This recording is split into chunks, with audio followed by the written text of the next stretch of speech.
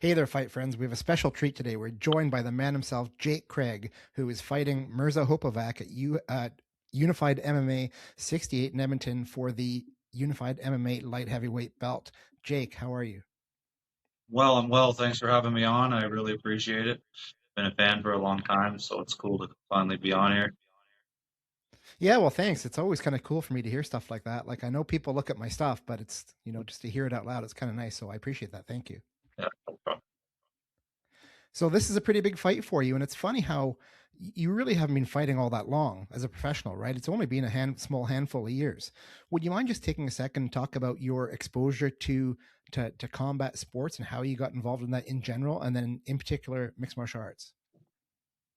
Well, I always kind of was like interested in jujitsu, but I never really had the goal to try it.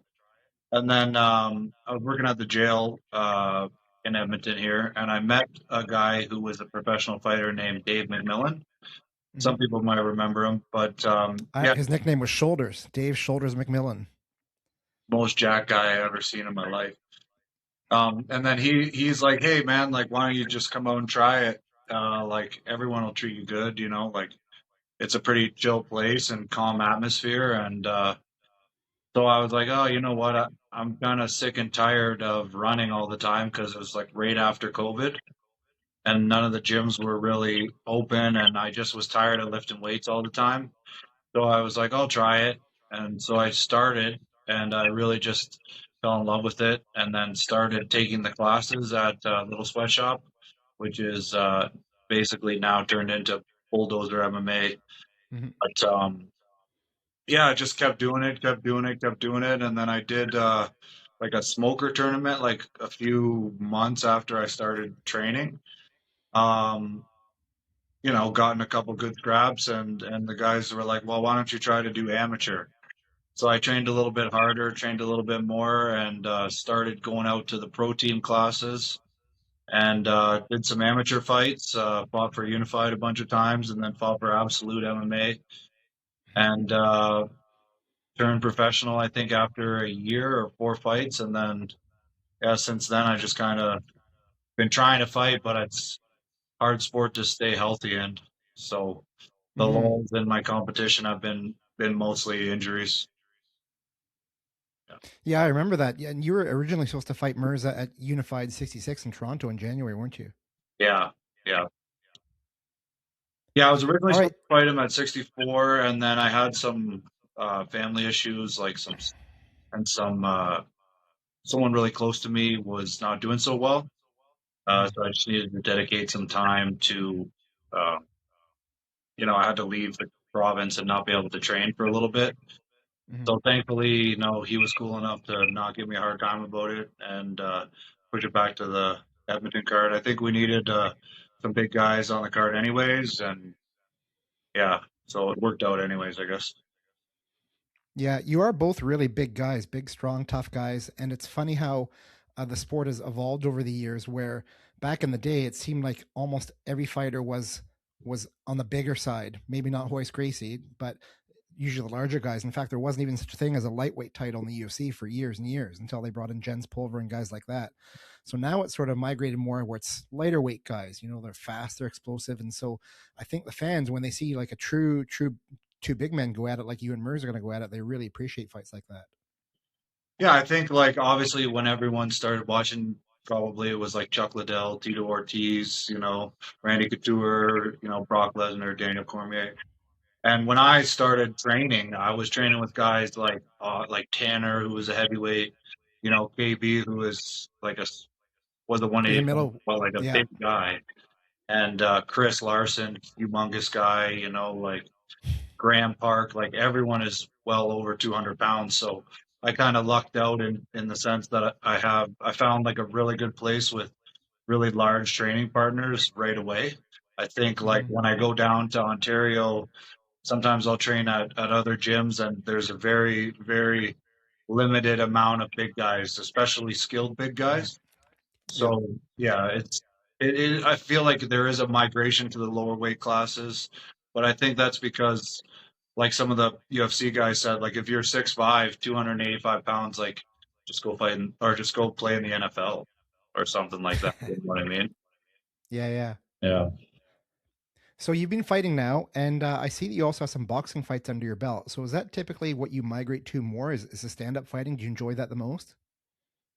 Honestly, I enjoy both. I really love grappling and I really love striking. I mean, I really always enjoyed watching boxing my whole life. And then I was lucky enough to meet a girl who is like a pretty high level amateur boxer. And she introduced me to John Mendoza, who has a gym called Alliance in Edmonton. And I've basically been training there since I returned from my Achilles injury. And Hmm. like just the atmosphere and him as a coach himself kind of like made me really fall in love with like the nuances of boxing and like the footwork of boxing. I still train kickboxing a little bit, like more with my other coach, Mike Newton, but I really enjoy the nuances of boxing and I can focus more on specific things boxing in terms of distance management and footwork and stuff. Hmm. Where I feel like that sometimes that's a little bit lost in Muay Thai and other kickboxing sports. Yeah, yeah. You mentioned there's a few different places you train. Would you mind taking me through a typical training week for you? How many gyms do you go to?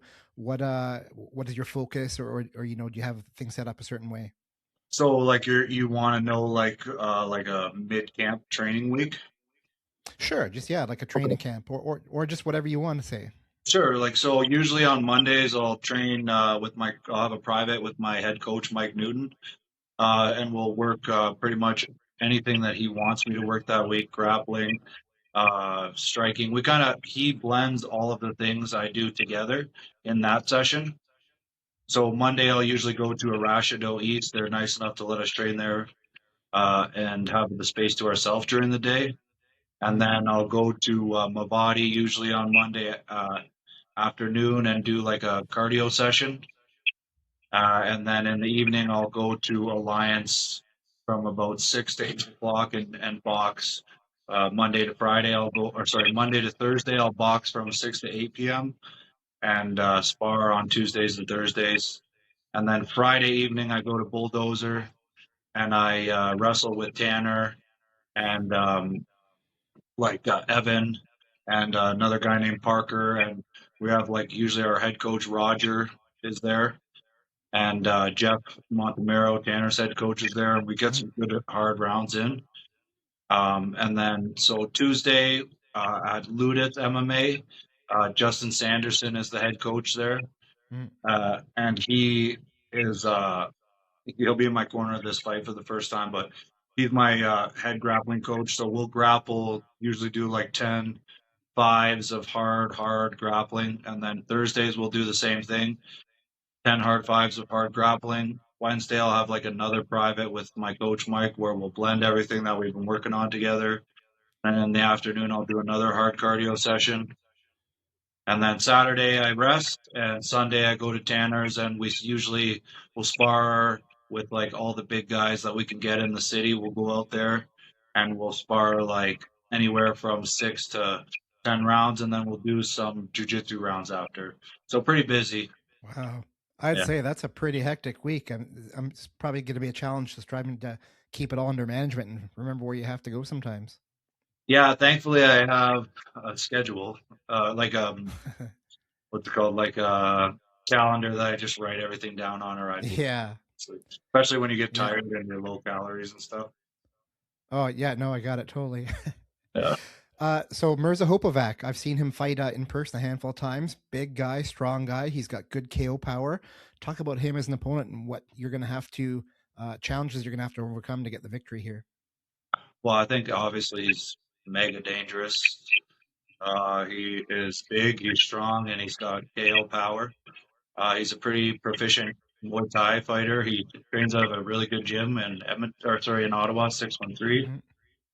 They have a good lineage of high level Muay Thai kickboxers there. I think that he's going to be explosive. He's going to come forward and he's going to want to knock me out. And I'm just going to have to manage that the best I can and try and land probably before he lands. Yeah, yeah. Yeah. This is a question that I like asking fighters because it sort of gets me a read of their mindset.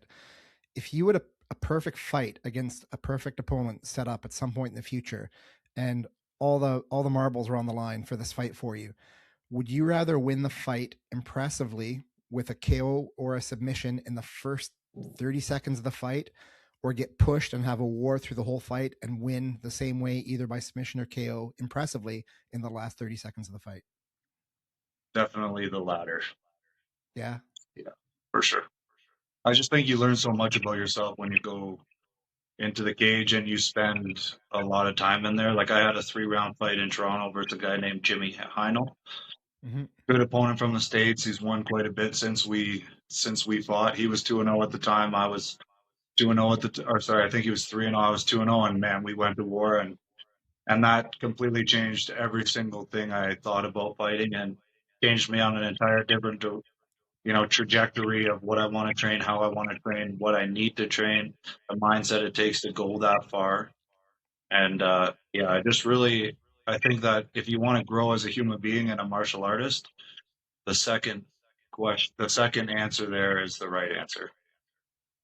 Yeah, I really like the way you phrase that because I sort of liken MMA analysis in the form of questions and answers, right? Like I've got questions about you, I've got questions about Mirza, and those questions can only be answered when you fight each other, right? Like Yeah. who's the better striker, who's the better grappler, who's got a better game plan, all these things, and you don't know the result until it happens. And yeah, I'm just really curious to see how this is going to go. I mean, I'm really excited for it. There's a lot of hype toward this fight. A lot of people were expecting it for a while, so I think a lot of people are going to be tuned in Edmonton at 68 and watch you guys go at it. I think we were on a collision course for a long time, and the like obviously like I decided that I didn't want to be a heavyweight, so I Mm-hmm. went down to 205. I just think it's the right weight class for me, and it'll be. I don't know if he's ever fought at 205 or what, but he doesn't sit too big when he fights at heavyweight, so I'm sure he'll have no issues making the weight. And I think it's just going to be like it's going to be a really interesting, you know, fight in terms of the regional scene for Canada. I think Sonny was saying that there hasn't been two undefeated guys fight for a title in a long time, so it'll be Mm. pretty interesting, and it'll be an honor to be able to you know fight for the fans in front of the whole country. Hopefully, I know the Unified Plus app is great, and hopefully, like a lot of people subscribe to it. It's really cheap and it's good quality, and they're making like wicked promo videos and stuff. So Yep. it's pretty cool. I think that hopefully a lot of people are hyped up about it. I mean, a lot of people are messaging me pretty psyched about it. So it's just that little extra drive when you're training to just go as hard as you humanly can and prepare, to the last little detail. Yeah, you mentioned Unified MMA owner Sonny Serene. He and I had a great conversation a few weeks back, an interview that I posted. And one of the segments of it, we talked a good 10 minutes. Well, he talked for a good 10 minutes about he really dislikes it when fighters essentially don't fight in the fight, right? He likes fighters that are going active, that are going for it, that are moving forward, or trying to make advances in the outcome of the fight.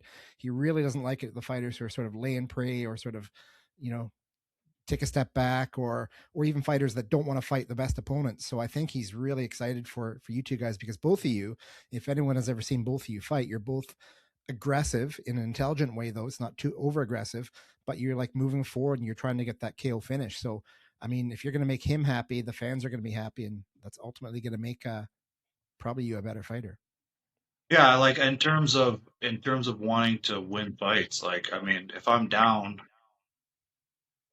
3 rounds or 2 rounds in a 3 round fight or a 5 round fight, right? Like I'd rather lose doing every single thing possible to win than sit there and be content losing a decision and just going the distance. I think Yeah, anybody that knows me or has seen me fight knows that I'm willing to put myself in the fire if I need to, and really try and win in a way that people will remember, or that I can be proud of. yeah. Let's take a second now and move away from you and Mirza and talk about Tanner Bozer. He's one of your training partners. He's just opened up his own Bulldozer MMA. And for fans who are listening who might not realize, Tanner Boser is a fighter out of Edmonton. He used to compete in the UFC. He was let go. However, he was just re signed to compete at UFC Fight Night in Winnipeg on April 18th.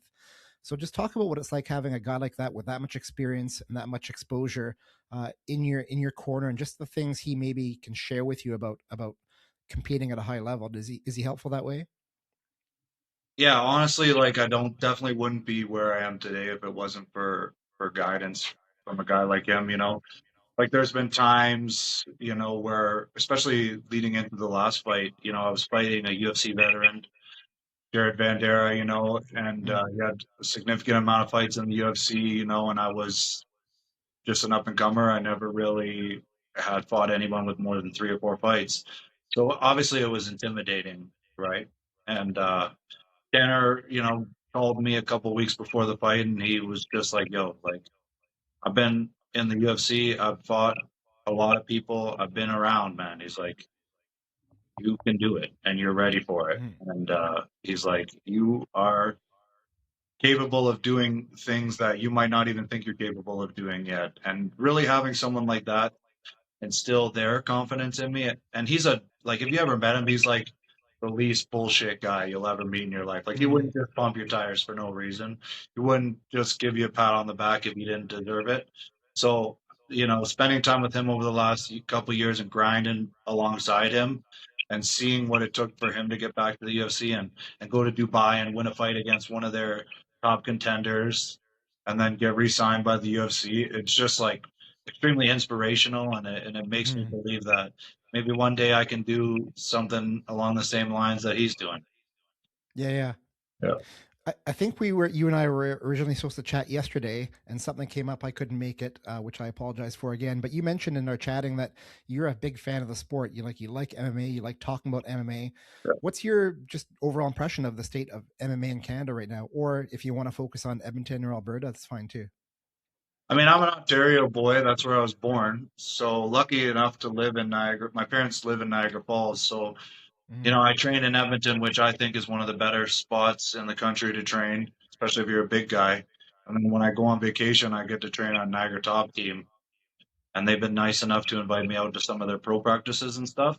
Mm-hmm. I get to spend time around guys like, you know, Aaron Jeffries, you know, Cody Chauvinik, you know, like I get to see guys like Mike Malott and, you know, watch the way that Matt Jelly holds pads for people and gets Mm-hmm. and see the way that Chris Prickett teaches wrestling and stuff. So, you know, and then like obviously seeing Jasmine, who also started at an older age, you know, make it as far as she has and probably contend for a title in the next 3 or 4 years.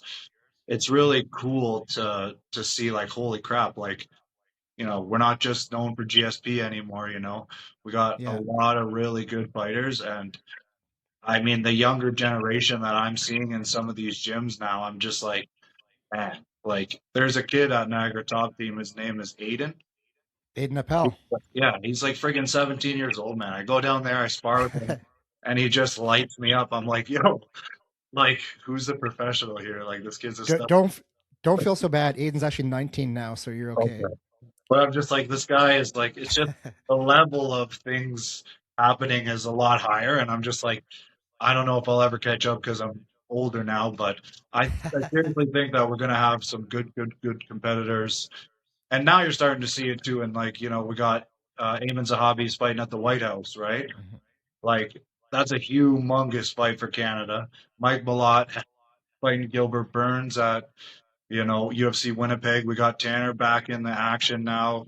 We've got Jeremy Lynn Horth. She's fighting at mhm, UFC Winnipeg. We got Charles Jourdain. He's the co-main event. I mean, mhm. I'm not a massive fan of this guy, but Hunter Lee just won the title at 185 in Unified. Obviously, Yeah. he's a very, very, very talented athlete and an amazing wrestler. And I am sure that he is going to make it to the UFC one day. Mhm. So it's I think the future's bright for Canada. Making it to the UFC is that a goal you have for yourself at some point? Well, when I started, I didn't think I would ever be able to. So, you know, I try not to think about it obviously too much. I just do the daily grind and just try and be there for my training partners and and train hard. And you know, I think if it's meant to be, it's meant to be. And if that's what God's plan is for me, then that's what God's plan is for me. All I can do is control my effort and Hmm. you know, and my discipline and the amount of preparedness I can have for each fight. And if things go my way, amazing. If I get my shot, amazing. If I don't, well, you know, I did a lot more than I thought I would ever do Hmm. already. So How old are you right now, Jake? I'm 34. Okay. And how did you get the name nickname Bronson? It's funny. Do you know a guy named Mike Scarcillo? He I used to know the name. Yeah. Yeah, he used to fight. He fought guys like Shane Campbell. He's out of shape bears. He fought quite a few times as on Unified, like in the 40s and the 30s. He's one of Hmm. the better guys to come out of Edmonton over the years, and he's still one of my training partners. And he looked at me one day. He's like, "Dude," he's like, "You look like that Bronson guy from the Tom Hardy movie." And he's like, "And you work at a jail." He's like, "You should make your nickname Bronson." And I'm like, well, I can't choose my own nickname, so what do you think? He's like, yeah, make it your nickname. So I was like, screw it, I'll make it my nickname. Might as well run with it, right? I got the Yeah. mustache, so I might as well just ride with it. It was funny when I first became aware of you a couple of years ago. I wasn't quite, and without doing too much research, I thought your name was Bronson. I didn't get that Jake Craig was another thing. Like it was like added on to Bronson. Yeah, yeah, it's pretty. Just like it kind of just all came out in like weird, funny way, and I just kind of was like, I'll ride with it. I don't want to give myself my own nickname, so might as well just, you know, can you I can you get. think of can you think of one notable Canadian fighter? I know I can, who gave himself his own nickname and everyone made fun of him for it. Uh, no, I This can't is a actually. bit of a trivia question. It was Rory McDonald, used to be known as the Water Boy, and then he gave himself his own nickname of Aries, and then he gave himself his own nickname of the Red King. And I don't know if people actually made fun of him, but people were saying you can't pick your own nickname, and but I guess he did. I like the Red King, obviously. After, like, I mean, Robbie Lawler versus Rory McDonald's obviously probably my favorite fight of all time.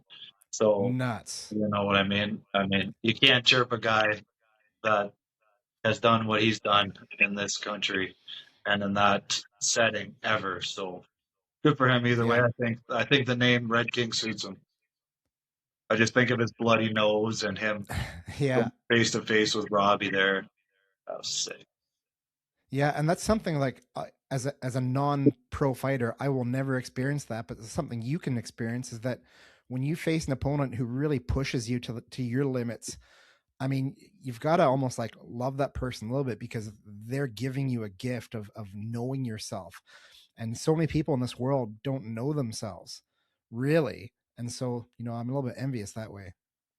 I think that if I didn't have that 3 round war in Toronto against Jimmy Heinl, I don't know if I would have been able to come back from the catastrophic Achilles injury that I had, honestly. I remember Hmm. sitting on the couch, you know, for months on end at my girlfriend's house and I couldn't even walk or whatever, right? And it was I felt pathetic, right? And he's Yeah. just shooting me texts one day out of the blue. He's just like, "Hey man, see you're injured, how you doing?" And we started talking and it just really invigorated me to just be like, I can do this. I gotta come back, you know. I want to feel that feeling again, right?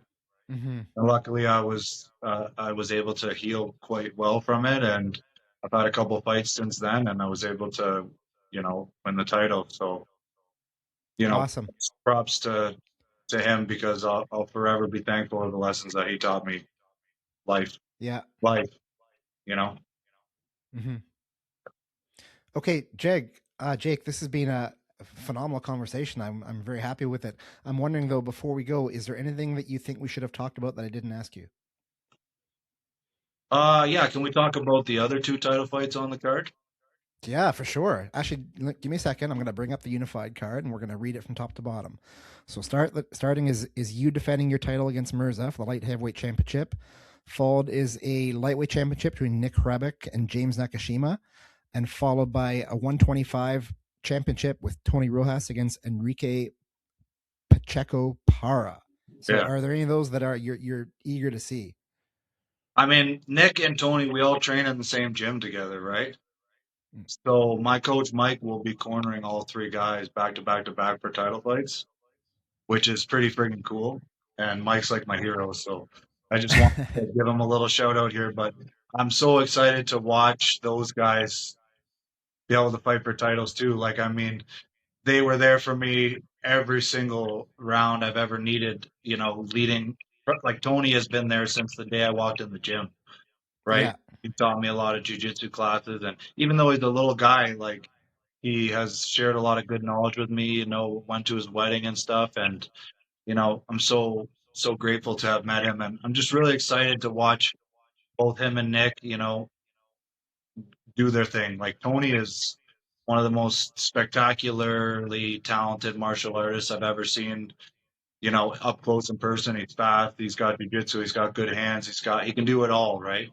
And Hmm. watching him and his main training partner is Gabe, who's also fighting on the card. So it's really cool to watch those guys spar and be like, wow, like we're all doing it. So I'm Hmm. so excited to watch them fight, and I have a feeling that it could be a good night for all of us that night. And Nick he jumped around a lot of gyms over the years, but I think he found his place with us, and he just needed someone to just no nonsense coach him. And we've been lucky enough to, he's built a good relationship with my coach Mike, who pushes him in ways I don't think he's ever been pushed physically and mentally before. And he's on a big win streak, and I definitely anticipate him continuing his win streak on the 27th as well. Yeah, I deal with a lot of people who are not necessarily MMA fans. They might watch a UFC event here or there, but they don't really know the sport. And a common viewpoint a lot of them have is that fighting, it's a solo sport, that you do it by yourself, right? Because when they watch, they see you get in the cage. There's only three of you, and then there's the two opponents and the referee. But as well as I do that to be successful in fighting, it takes a whole community, man. It takes a whole bunch of you. You can't be there by yourself as an individual. You need people to boost you, to support you, to push you, to train with you. So I think it's great that you want to make sure we shouted out those guys. Yeah, they deserve it. Like I'm just been doing it for a short time. These guys have been doing it for their whole lives, so it's really exciting to watch someone be able to, hopefully put their life's work to use and do something special.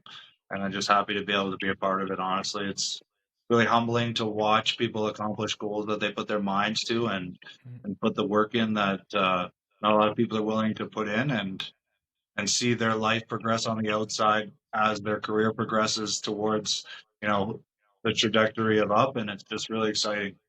And I hope that one day I'll be able to look back and reminisce with those guys when we're all retired and be like, "Yo, we did it, man! Like we pushed ourselves as hard as we could, and we got no regrets." That's awesome. Yeah. Jake, any final words or anyone you'd like to thank before we go? Yeah, I'd just like to thank my sponsor, Perfect Sports. They give me a lot of supplements every month, and without them, I definitely wouldn't be in a financial place to train the way that I do. Mm. I would like to shout out Gumshoe Dental for giving me amazing mouth guards and Pressure Grappling. They're making all my clothes right now and all the merch for my fights. I'm definitely not capable of doing any of that myself. I have zero creative talent, so thank God for those guys. And yeah, they got like the Shopify and all that. So yeah, it's really great. And I just want to thank Alliance Gym, Ludus MMA, and I want to thank Bulldozer MMA for being able to have me train at all three spots and not make a big deal out of jumping gyms Hmm. and having any of that bullshit that comes along with cross training, around. Yeah. So I really appreciate all those people. Okay. Well, Jake, I'm going to be watching you and Mirza go at it in the cage in Edmonton, and I wish you the best of luck. I hope training goes well. Hope you don't get injured, and I hope you have a fantastic fight.